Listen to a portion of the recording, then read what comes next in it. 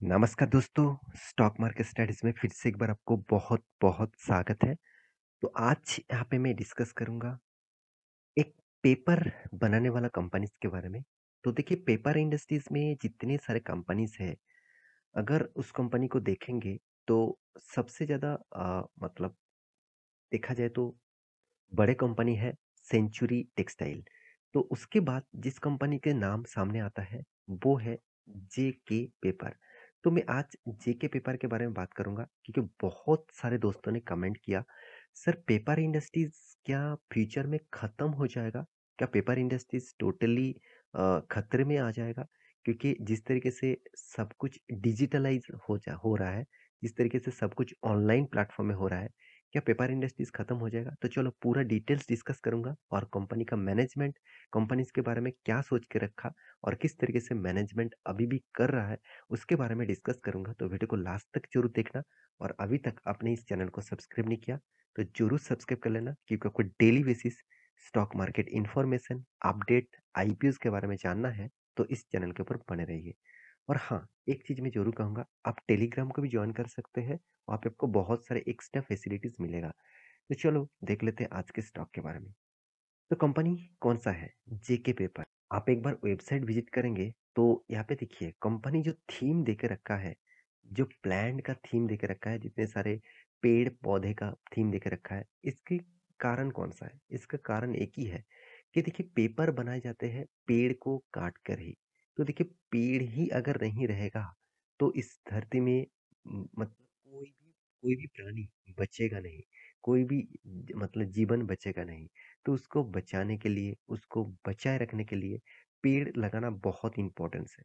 मगर मेरे हिसाब से मैं जब तक जानता हूँ, मेरे खुद के मतलब नॉलेज के हिसाब से मैं बता रहा हूँ कि पेपर इंडस्ट्रीज फ्यूचर में एक पॉजिटिविटी भी रखते हैं, एक नेगेटिविटी भी रखते हैं। क्यों मैं बता रहा हूँ? क्योंकि देखिए प्लास्टिक को रिप्लेसमेंट करने के लिए पेपर का यूज़ किया जाता है। तो प्लास्टिक रिप्लेसमेंट ज़रूर करना चाहिए, क्योंकि प्लास्टिक एक ऐसा प्रोडक्ट है जो कभी भी मतलब ख़त्म नहीं होता और इस पॉल्यूशन के पीछे सबसे बड़ा कारण है प्लास्टिक। तो उसको रिप्लेसमेंट करने के लिए पेपर का ज़रूरत है। और दूसरी पॉइंट्स क्या है, पेपर्स का ज़रूरत तो है, मगर पेपर्स बनाने के लिए बहुत सारे पेड़ पेड़ को काटना पड़ता है। तो मेरे हिसाब से यहाँ पे जो पेड़ का जो मतलब काटने का जो प्रोसीड्यूर है, वो चलो ठीक है, मैं मानता हूँ पेड़ काटना ज़रूरी है। तो फिर भी देखा जाए तो क्या उस बेसिस से पेड़ लगाया जा रहा है?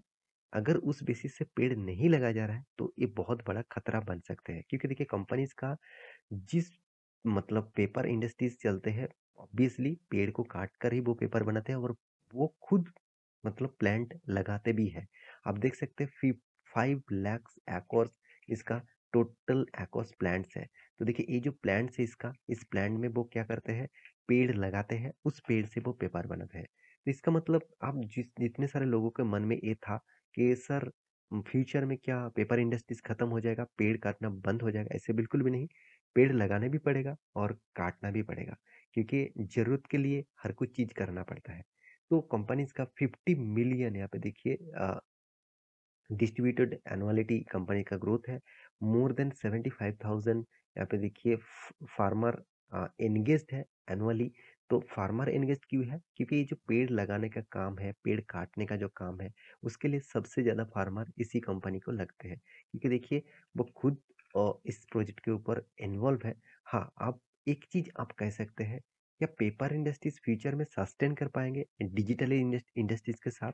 हाँ, ये यहाँ पे थोड़ा सा आपको वीकनेस देखने को मिलेगा, क्योंकि देखिए पेपर इंडस्ट्रीज आप 20 साल पीछे चले जाइए, 20 साल पीछे चले जाइए तो आप देखेंगे तो जिस तरीके से पेपर का सेल आउट होता था, मैं खुद एक ऑफिस के ऊपर देखता हूँ, मैं खुद के ऑफिस के ऊपर देखता हूँ कि पहले जितने पेपर लगते थे कोई भी काम करने के लिए, आज वो बहुत कम हो चुके हैं। आप ठंडे दिमाग में सोचिए, पहले जब डीमैट अकाउंट ओपन किया जाता था तो एक एक किताब के जैसे करीबन 50-60 पेज का एक मतलब एक फॉर्म दिया जाता है, जिस फॉर्म को फिलअप करने के बाद आपका अकाउंट ओपन होते थे। आज वो टोटली डिजिटलाइज हो गया और वो टोटली बंद हो गया, वो फॉर्म टोटली बंद हो गया। आज फॉर्म भरने का जरूरत नहीं है। हाँ, कुछ फॉर्मेलिटीज के लिए फॉर्म भराए जाते हैं, वो भी 1-2 पेज का है। तो सोचिए इस तरीके से पेपर इंडस्ट्रीज़, डिजिटलाइज़ इंडस्ट्रीज़ में थोड़ा-थोड़ा करके कम हो रहा है। तो अभी देखा जाए तो कि पेपर इंडस्ट्रीज़ क्या फ्यूचर में सस्टेन कर पाएँगे? तो देखिए इसका मैनेजमेंट टीम किस तरीके से इसको हैंडल कर रहा है वो देखना चाहिए। तो मैनेजमेंट टीम का जो हैंडल पे कंपनी कर रहा है, वो दिखा दूँ कंपनी का मार्केट कैप कितना है? 6,900 करोड़ के आसपास। कंपनी का डिविडेंड यील्ड बहुत शानदार है, बाकी कंपनीज़ के कंपैरिज़न में। तो कंपनीज़ का टोटली प्राइस रेंज 400 के आसपास है। कंपनी का पी रेशियो भी एकदम रीज़नेबल प्राइस में है। साथ ही साथ कंपनी का नेट सेल्स क्वार्टरली देखा जाए तो अच्छा खासा है। प्रॉफिट जो परसेंटेज है वो भी अच्छा खासा देखने को मिला। कंपनी का रिटर्न ऑफ इक्विटीज़ अच्छा खासा लेवल में है, एक एवरेज लेवल में है। डेब्ट भी कंपनीज़ का 0.50 के थोड़ा-सा ऊपर है। यहाँ पे थोड़ा-सा वीकनेस देखने को मिला। कंपनी का मार्केट कैप टू सेल्स भी ठीक-ठाक है। कंपनी के पी-पीबी रेशियो भी ठीक-ठाक है। तो बहुत सारे पॉइंट्स कंपनी मैनेजेबल करके रखा, एक अच्छा खासा लेवल में रखा है। तो कंपनी ने फाइनली जो रिजल्ट पब्लिश किया इस क्वार्टर में, वो आपको मैं थोड़ा-सा दिखाना चाहता हूँ। इस बार कंपनी ने जो रिजल्ट किया क्वार्टरली बेसिस में, वो रिजल्ट का डिस्कस मैं नहीं कर पाया। अगर वो रिजल्ट के ऊपर आपको वीडियो चाहिए तो मुझे कमेंट ज़रूर करना, मैं आपको डिटेल डिस्कस कर लूँगा, मतलब कर दूँगा। तो आप देखेंगे तो 327 इसका टोटल सेल्स है। तो क्वार्टरली तो मैं दिखा चुका हूँ, ईयरली क्या परफॉर्मेंस है वो देख लीजिए। तो नेट प्रॉफिट रेवेन्यूज़ के बारे में बात करूँ, नेट प्रॉफिट देखने से पहले रेवेन्यूज़ को देखना है। तो कंपनी का रेवेन्यूज़ का ग्रोथ होता जा रहा है। आप कहेंगे सर, आप तो अभी कह रहे थे सर पेपर इंडस्ट्रीज़ धीरे-धीरे कम हो रहा है, तो इसका रेवेन्यूज़ क्यों ग्रोथ हो रहा है? क्योंकि देखिए प्राइस हमेशा इंक्रीज होता जा रहा है, क्योंकि देखिए कुछ दिन पहले मैं खुद बता रहा हूँ कि मैं जब इस तरीके से जेके का जब पेपर का जो 500 पेजेस ये जो बंडल होता है ना, ये जो एक पैकेट होता है, यहाँ पे 500 पेजेस होते हैं। तो इस 500 पेजेस को खरीदने के लिए जो प्राइस रेंज था करीबन 130-40 रुपीज़ के आसपास था। तो अभी वो करीबन करीबन 250 रुपीज़ से भी ज़्यादा हो चुके हैं। तो सोचिए कंपनी का प्राइस रेंज बढ़ रहा है, तो कंपनी का सेल्स कम होने के बाद भी प्राइस रेंज बढ़ रहा है, क्योंकि मैं अब डेटा आपको मैं एक बार दिखा देता हूँ और भी आपको क्लियर हो जाएगा। देखिए सेल्स ग्रोथ कितना 67.4%, मगर प्रॉफिट ग्रोथ कितना 120%। यहाँ से आपको पता चलता है कि एक्चुअली कंपनी सेल्स कम कर रहा है मगर प्रॉफिट बहुत ज़्यादा कर रहा है सेल्स के कंपैरिजन में। ऐसे नहीं कि कंपनी का सेल्स नहीं हो रहा है, सेल्स के कंपैरिजन में प्रॉफिट ग्रोथ 2 गुना से भी ज़्यादा है। तो यही एक खासियत है इस कंपनी का, और इस मैनेजमेंट टीम ने बहुत स्ट्रांगली इसको हैंडल किया। अब कंपनी का नेट प्रॉफिट के बारे में बात करूँ तो देखिए नेट प्रॉफिट भी इंक्रीज है। हाँ, कोविड के सिचुएशन में बहुत सारे ऑफिसेज बंद था, बहुत सारे स्कूल कॉलेजेस बंद था, तो इसके कारण कंपनी का बिजनेस थोड़ा सा ठंडा पड़ गया था। तो माफी चाहता हूँ। तो यहाँ पे देखिए कंपनीज का रिटर्न ऑफ इक्विटीज के बारे में बात करूँ तो रिटर्न ऑफ इक्विटीज भी ग्रोथ होगा, क्योंकि कंपनी का अर्निंग भी ग्रोथ हुआ है। डेप्थ के बारे में बात करूँ तो कंपनी का जो डेप्थ है वो मुझे थोड़ा-सा यहाँ पे ज़्यादा देखने को मिला। अभी कंपनी का डेप्थ किस तरीके से वो दिखा दूँ तो रिज़र्व सबसे पहले रिज़र्व एंड सरप्लस कंपनी के पास कितना रिज़र्व एंड सरप्लस है, कितना रिज़र्व है आप देख सकते हैं। कंपनी का रिज़र्व भी हर साल में कंपनी ग्रोथ कराता चला जा रहा है, एक अच्छी बात है।